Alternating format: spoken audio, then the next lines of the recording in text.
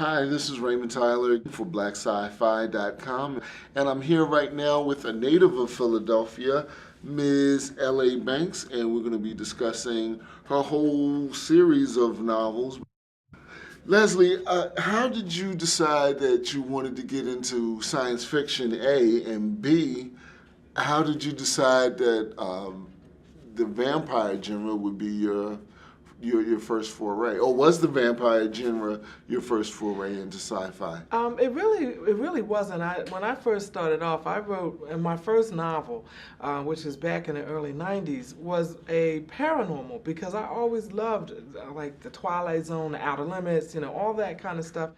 We really never got represented in anything that was otherworldly, science fiction, or futuristic. At least, in the era that I was watching all these things. So, when the first novel came about, I did a time travel, involved a curse that had, legend and lore, and all the stuff that I liked to read as a kid.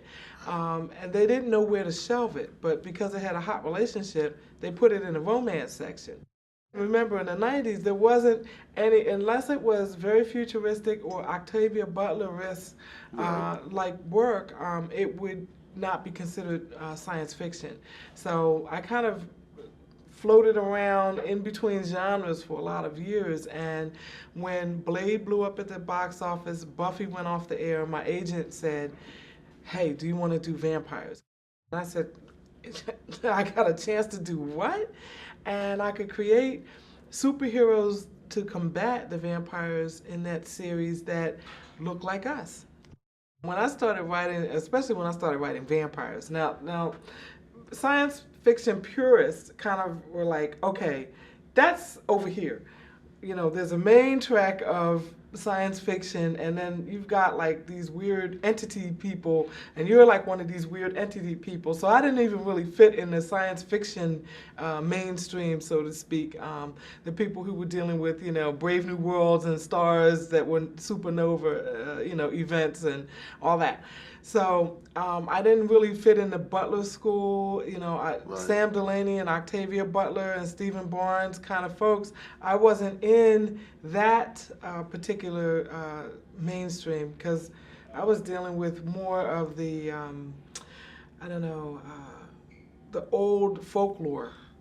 What I did, where the science fiction piece comes in, is adding things like, what are we doing with genetic tampering and genetic engineering, and with the werewolves are genetically engineered werewolves, versus the naturally occurring type. Okay. So you have two different phyla of the same species, and the ones that are genetically engineered have issues.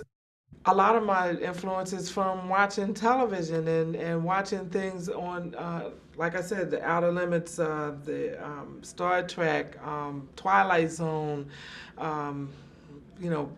pick any movie. And then, this is going to sound corny, but it's the truth. I loved the era of the black exploitation flicks. I did. Coffee in the Mech. I loved to see. I could take you back. In my era, this was the weekend, okay? Saturday and Sunday morning cartoons. Yes. Then it was wrestling. Okay. Then it was Kung Fu Theater. Yes. And you're from Philly, so after Kung Fu Theater, guess what? Dr. Shock's Theater. Oh, yes. Everything from Frankenstein to I Was a Teenage Werewolf. Yes. I'll never forget going to the movies to go see Night of the Living Dead with my cousins. Oh, wow. Right, okay. We went to see that up on 52nd and Market when the Nixon Theater used to be there, right? Right. About 20 of us. You get in for like, $1.50, and you could stay all day and watch the movies. And we were sitting there because this was the one movie that had a brother in a heroic role, and he was tearing it up all the way. He was just jacking all the way to the end. And at the last minute, they shot him 30 seconds out at the end of the flick, and then threw his body on the pile. I was traumatized. I was like, when I grow up, I'm going to write something, and this will not happen. My guys are going to make it. But wasn't that still better than Yeoman Johnson? We heard a noise way down the corridor in the dark. Go see what it Right, is. right, they even did that on Star And Trek. then Yeoman Johnson, you know. He gets sucked out of a door. Yeah, well, there was a comedian, I think it was Tommy Davidson, said, you know what, you know, if you're on the away team, you don't want to be Yeoman Johnson going Right. down with Spock and Bones. Nowhere. With them Nowhere, guys. because you know if you go down with Spock and Bones, you ain't got no shot. You're not coming You out. back. You're That's not gonna it. come away You're from not that coming away back. mission. Yeah.